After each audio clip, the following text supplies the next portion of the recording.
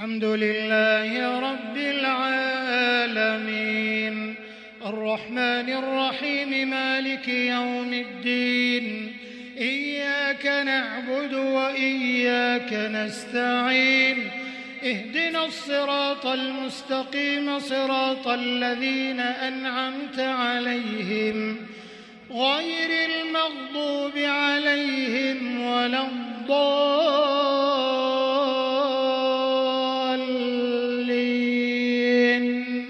آمين.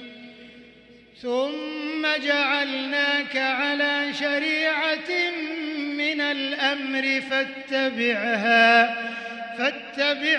ولا تتبع أهواء الذين لا يعلمون